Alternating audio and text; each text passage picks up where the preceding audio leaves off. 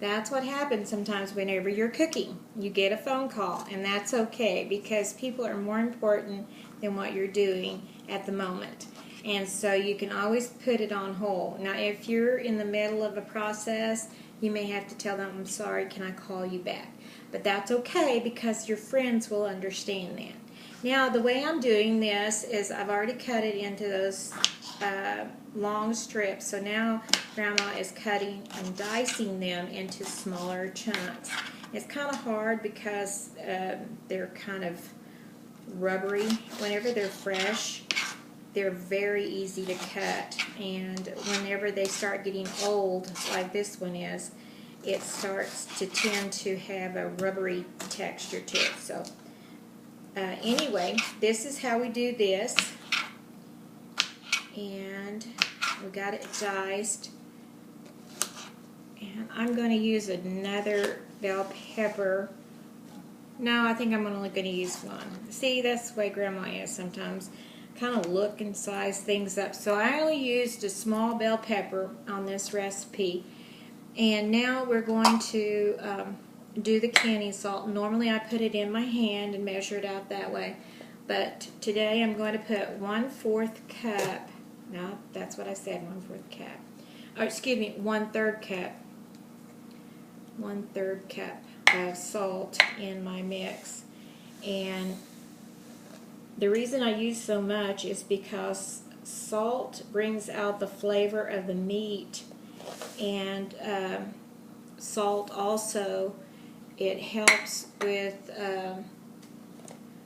the processing of your food, and so that's why I use that much.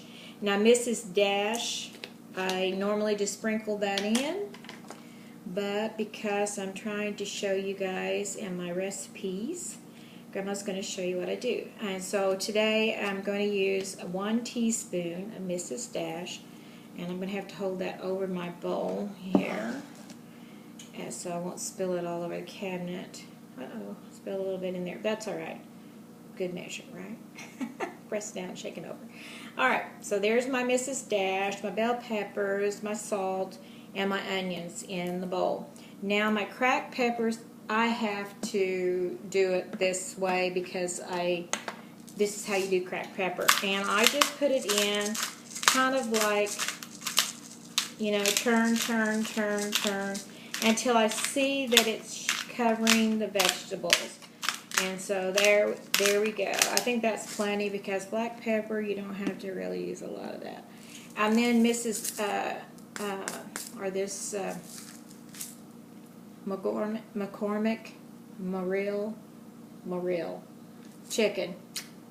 Anyway, this stuff is really good, and it's really good with chicken broth. And so Grandma's going to use grind some of that up in here, and I don't see any of it falling out.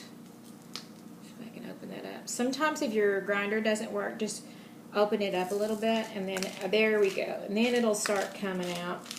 And this too, I kind of go by sight, and you can just turn it until you know it's got consistency of what you want it to look like. And like I said, everything is flavor, your taste, your flavor. And I may add more salt. Who knows? Because we got a lot of chicken in there. So anyway, that's how we season it, and this is what's going to go in there. I'm going to let the chicken cook down a little bit, and then I'm going to add this to it, and that's how I make my chicken broth. And if you enjoy it, that's great, and if you want to add things different to it, then you can. Alright, so Grandma's going to take a break for a few minutes, get everything stirred in my big pot, and see how it's cooking, and I'll be right back with you.